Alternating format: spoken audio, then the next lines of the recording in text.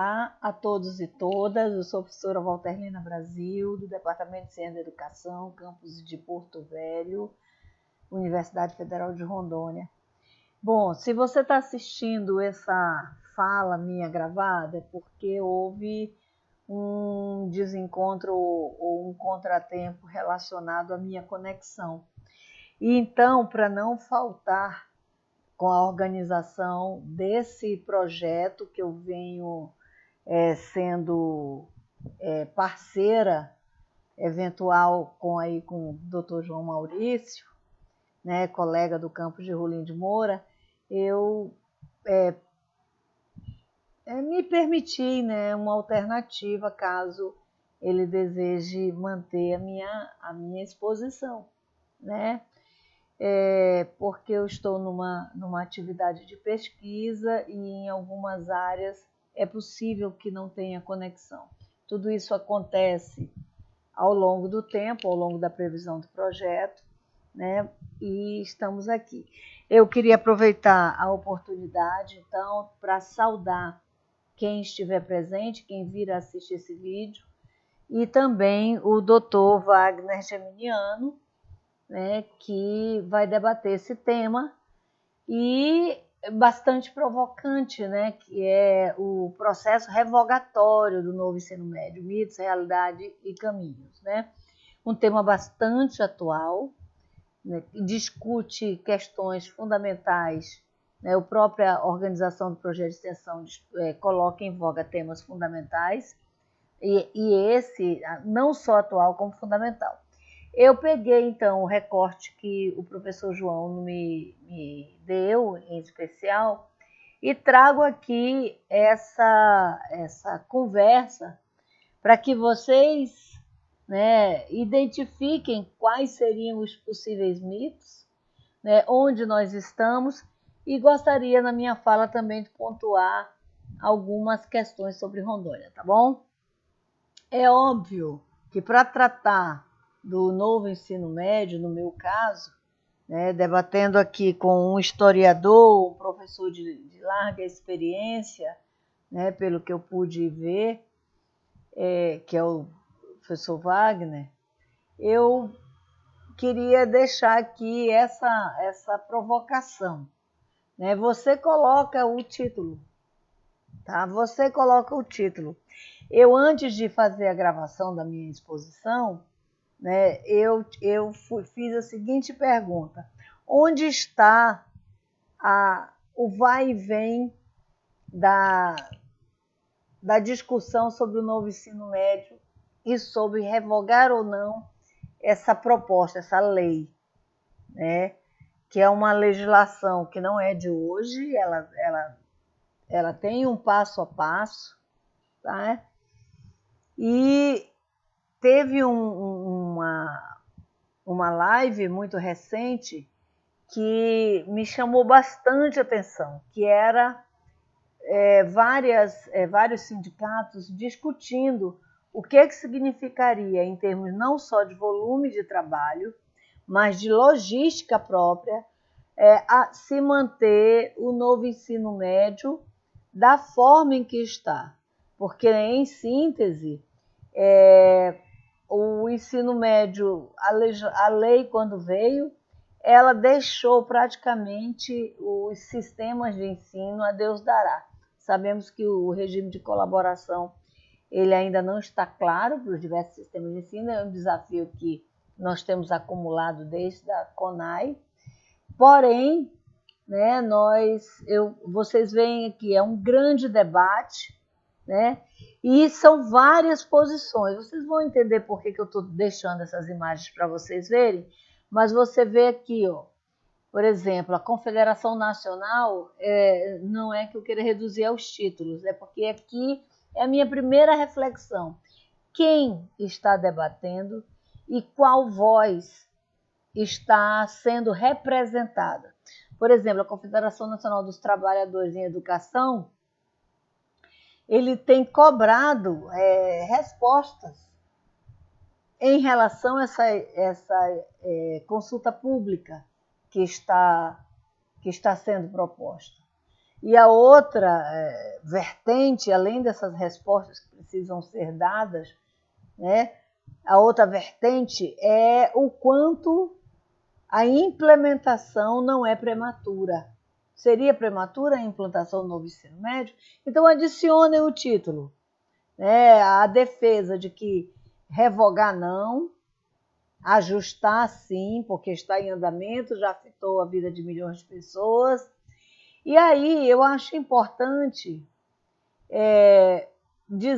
mostrar aqui para vocês assim, desde 2017, quando a lei foi instalada, quem entra no site do portal do MEC, né, eu coloquei aqui para vocês a referência, né, a LDB foi alterada, mas de um processo que inicia no governo Dilma Rousseff, no segundo governo dela, em 2013, e houve o que se denominou de algumas escutas, né, para especialistas de várias universidades, e aí já se nota, quem vai a fundo nisso, que várias correntes de organizações se mobilizaram em torno dessa questão. E aí, o que o MEC diz o que é o NEM? Tá? Ele diz que o objetivo do novo ensino médio é garantir a oferta de educação de qualidade a todos os jovens brasileiros, que o objetivo é aproximar as escolas da realidade dos estudantes e que faz isso considerando as novas demandas e complexidades do mundo do trabalho e da vida em sociedade.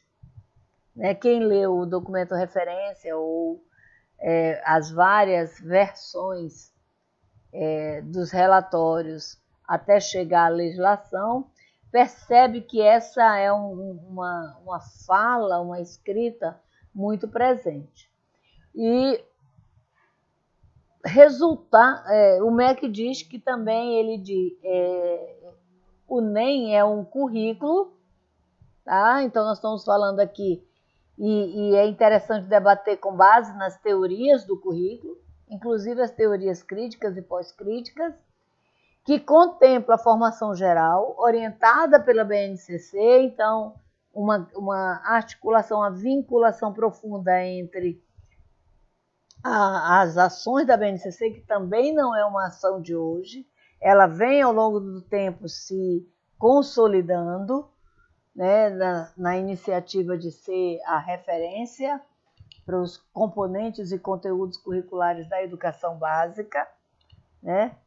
E também os itinerários formativos, que possibilitem aos estudantes aprofundar seus estudos nas áreas de conhecimento com as quais se identificam, ou ainda em cursos ou habilitações de formação técnico profissional.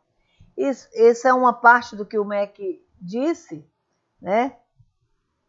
E também, segundo ele, né, o novo ensino médio, ele possibilita, no caso, ele vem, né, para atender às necessidades e às expectativas do jovem, e aí esse termo que se torna bastante presente, que é fortalecendo o protagonismo juvenil, possibilita aos estudantes escolher o itinerário formativo, no qual desejam aprofundar seus conhecimentos, e tem essa expectativa, segundo o MEC, o que não quer que favorece, né? Porque eu falei antes o que ele diz que é, e depois ele tem uma das respostas que ele diz no que beneficiará, tá? Só para não confundir vocês de eu estar falando sobre o que disse o MEC em termos do que é e agora dos benefícios. Eu gostaria de destacar que essa mesma informação ela foi replicada, por exemplo, professor Wagner, aqui em Rondônia. Né? O site da Secretaria de Estado da Educação ela replica essa postagem no portal do MEC, que é de 2016.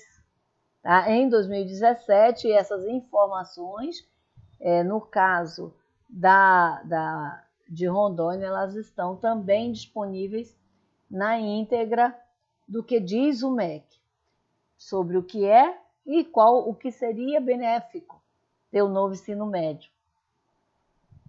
A pergunta, né, para ver, bom, é polêmica? O que tornaria, por exemplo, a ideia da revogação, na verdade, uma disputa de vertentes ou de entendimento? Bom, o MEC fala sobre a revogação, né, que não é uma questão de revogar ou não.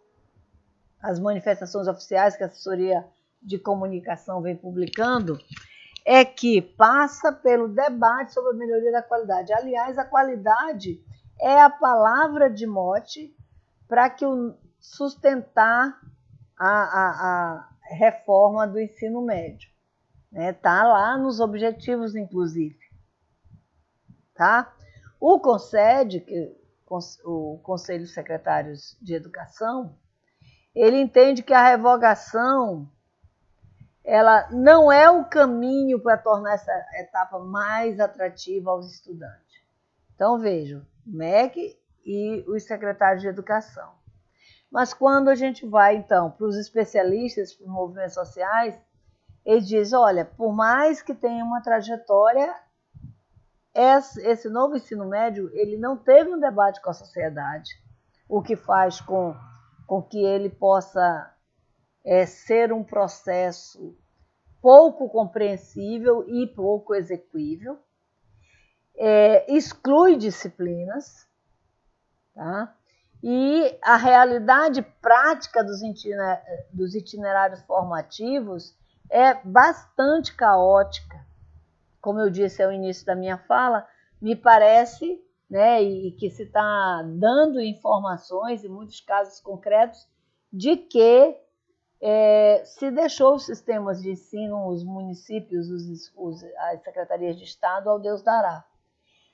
E, no caso dos estudantes, pelo menos das organizações que representam os estudantes, que é um ponto muito importante, ele cobra a revogação imediata do novo ensino médio, né? E a construção de uma comissão, ou seja, não é só dizer que eu quero revogar, fiquei de mal, não. Que para os estudantes poderia ter uma comissão, sim, tripartite, né?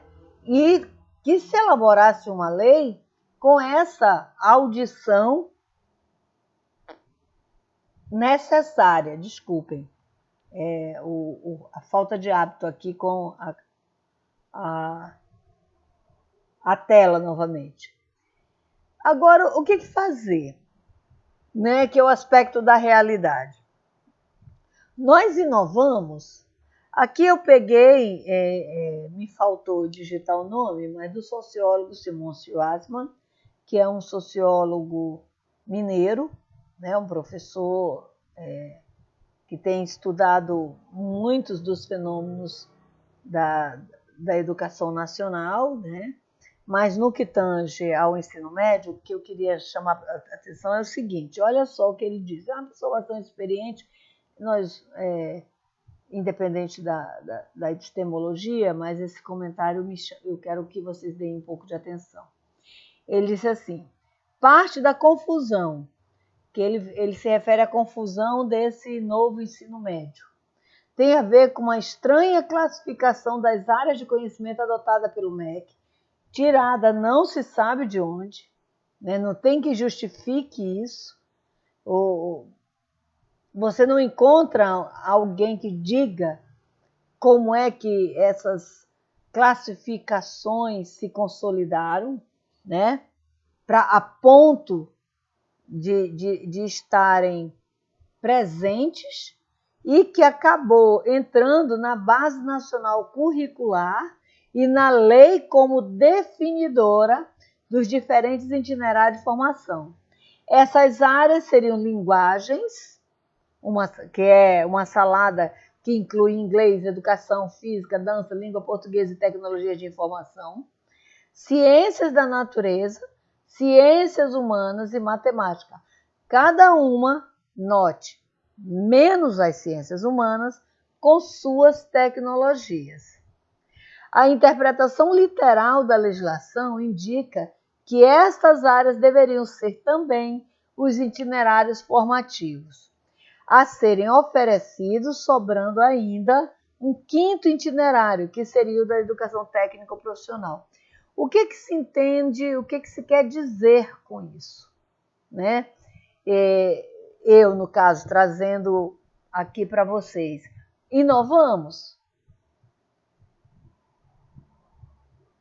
Escolhas sucessivas com debates não maturados, né, e com disputas que poucos, os que estão no chão da escola, que nos interessa aqui, pouca participação ou compreensão desse processo está disseminado.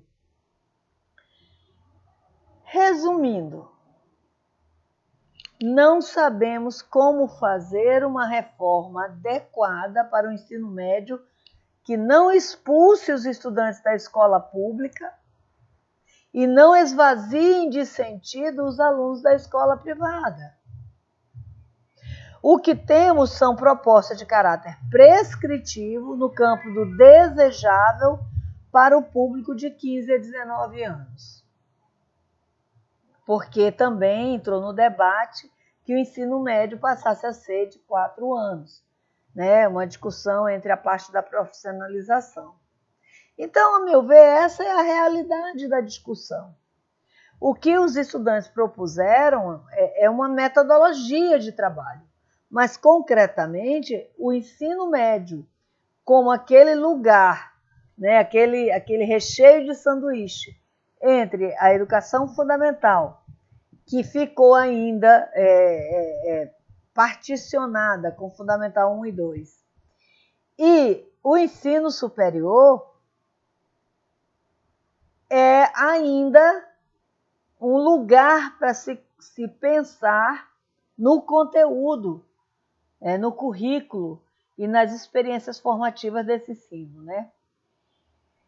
Aí eu queria chamar a atenção para um estudo em 2022, em setembro de 2022, do Observatório Movimento pela Base, em que eles fizeram um grupo focal e começaram a discutir com esses professores, com critérios que está lá no relatório, eu disponibilizei o link aqui, sobre os principais aspectos positivos e negativos do novo ensino médio.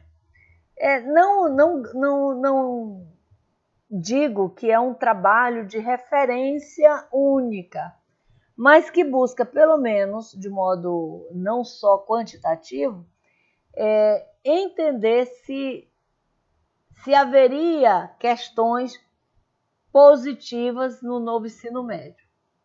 E aí eu trago, inclusive, por causa da provocação que o professor João Maurício nos deu do mito. O revogaço é um mito? Bom, nos aspectos positivos, nós encontramos a flexibilidade, na visão dos professores e professoras que participaram desse grupo, a interdisciplinaridade, o estímulo ao protagonismo, aí a ideia de protagonismo estudantil, autonomia do aluno, né? A oportunidade do professor expor conteúdos de diferentes maneiras e com o uso de tecnologias, o docente se reinventar com novas formações e aprendizados, né? Isso está ilustrado, né? Porque você acaba se desafiando na interdisciplinaridade, e a estrutura das 4 áreas alinhadas ao Enem. Veja que essa é a percepção dos aspectos positivos. Mas quando a gente vai nos aspectos negativos, a gente fica emparedado pela história, pelos fatos também.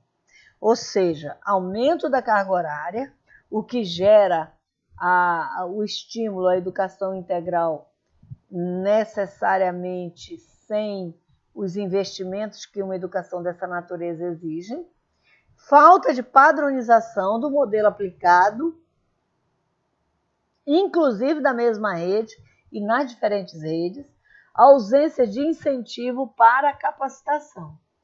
O estudo ele sintetiza, eu peguei um fragmento aqui, que os principais aspectos positivos que os professores veem são as boas expectativas, a flexibilização dos conteúdos, essa condição do protagonismo, a possibilidade de mais interdisciplinaridade com o uso de tecnologias e a abordagem de novos temas, especialmente em relação com o mundo profissional, na intenção de contribuir para que o estudante pense no futuro e não apenas no imediatismo. A meu sentir, esses aspectos chamados positivos dão pistas para o currículo necessário para o ensino médio. Não nesse formato de façam do jeito que der sistemas educacionais, secretarias municipais e estaduais. E como negativo, são aqueles direcionados principalmente à prática do novo modelo, tendo em vista a fase de implementação e não necessariamente um equívoco ou crítica ao conceito.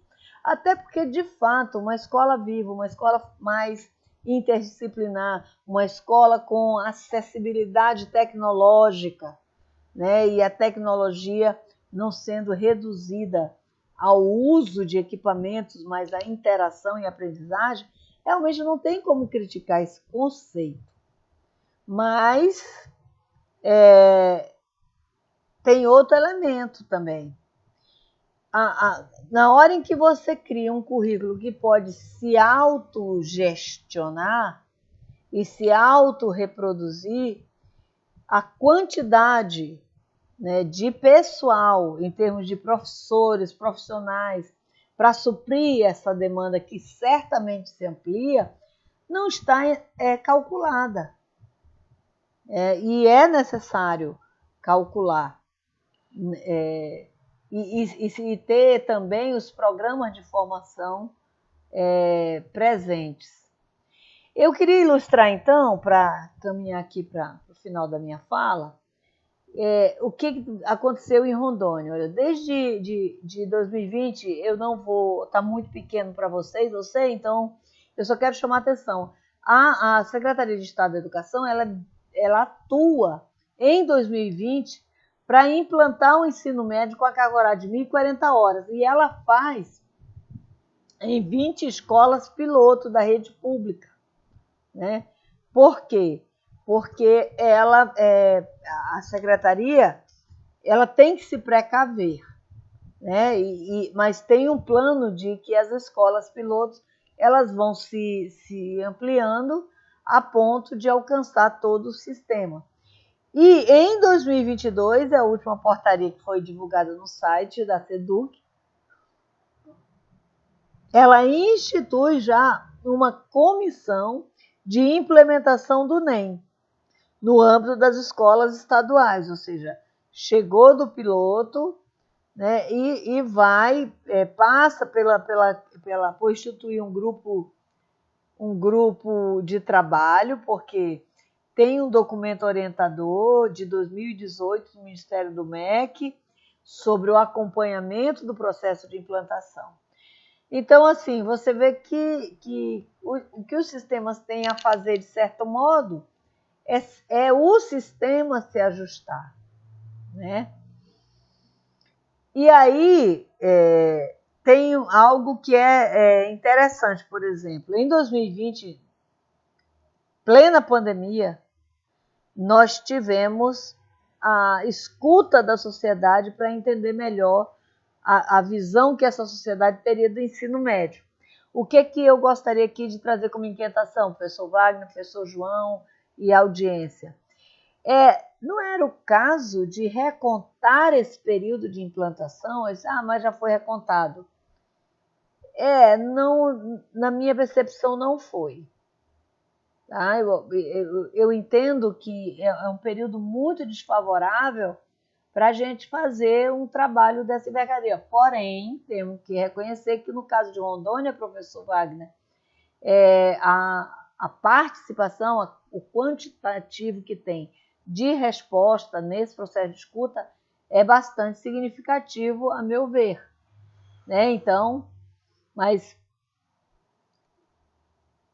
E caminhos, Quaisquer caminhos, tem que lembrar que revogar é tratar os custos operacionais e pedagógicos do que já foi realizado. Isso me lembra, mal comparando, eu posso até ser infeliz nessa comparação, quando mudou a moeda no real, e aí criaram um deflator que depois gerou o direito de a gente ir na justiça e cobrar os prejuízos econômicos. É quando houve uma equivalência entre o real e a moeda transitória. E depois que a moeda transitória sai, eu não quero contar essa história porque eu acho que não interessa para vocês. Mas, para mim, na medida que você olha um projeto em implantação e vidas impactadas, quem vai pagar o custo disso?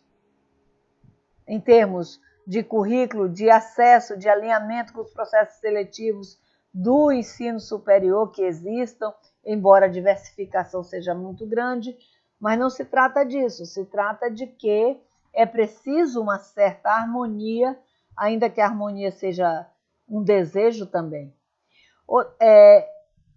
As condições de oferta, retomando o currículo tradicional, para mim, é uma questão que gera uma certa curiosidade, porque significa, tenho que consertar, não posso ver sem acerto, significa que a gente sente falta do mundo disciplinar. Porque eu ouvi muito dessas falas nas manifestações, que eu fiz questão de apoiar porque achei justas, mas dizer assim, a gente não estuda nada, por causa que as disciplinas tradicionais elas não estão presentes. E aí eu não entro no mérito se isso é certo, errado, se é uma percepção ou não. Eu entro mais na pergunta de o que é currículo. E o currículo como um campo marcado exclusivamente por componentes disciplinares. Pode ser que na educação básica haja estudos mais atualizados que justifiquem essa retomada do conhecimento como campo disciplinário. Então, assim, é bastante interessante, né? E acho que um caminho é retomando o currículo tradicional com esses aspectos que foram entendidos como positivos, porque, como eu disse antes, para mim os estudantes deram uma pista e temos ali as contradições também com o grupo focal no estudo do observatório. E penso também que deve-se estabelecer um processo de transição para alunos de escola pública que não tiveram esse suporte. Então, se tornou um imbróglio, né, gravíssimo, né, que pode impactar, inclusive, com a taxa de acesso menor para os nossos estudantes. E aí, por isso que eu comecei com Dê o Seu Título, porque, olha, uma das consequências da Base Nacional Curricular é triplicar essa base nacional curricular e o novo ensino médio, que é um casamento, triplicar, por exemplo, as ofertas de itinerários formativos, né, de venda mesmo, de processos, aulas prontas, né, ideias, porque na falta, todos sabemos disso, de um apoio mais estruturado, é claro que você chora eu vendo o lenço, né? Diz a sabedoria popular. E aí, quando você vai ver, o que eu queria chamar a atenção aqui, patrocinado, quero escola, disciplinas eletivas, veja, né? Fundação Lehman, base veja as competências, Colmeia, eu estou citando esses em nenhum momento para retirar o direito ou mérito que essas organizações tenham, mas citando-as aqui, porque são as que aparecem em primeiro plano, o investimento de engajar também, né, mais o mercado do campo da educação. Era isso, pessoal. Caso o professor João tenha decidido repassar o vídeo, fica aqui o meu elogio novamente. E, professor Wagner, minhas desculpas. Eu sei que o senhor, como eu, também tem uma agenda intensa, mas esse contratempo tecnológico, esse risco eu não quis correr, exatamente porque entendo que posso fazer algumas provocações aí que o senhor brilhantemente, com certeza, eu tive o cuidado, o carinho de assistir o senhor em outros vídeos de história, debatendo questões importantes para a educação, então é um prazer. Então, a todos e todas, e aqueles e aquelas que não se identifiquem com o binômio de gênero, nos vemos até a próxima e parabéns, professor João. Muito grata, gratidão mesmo pela confiança.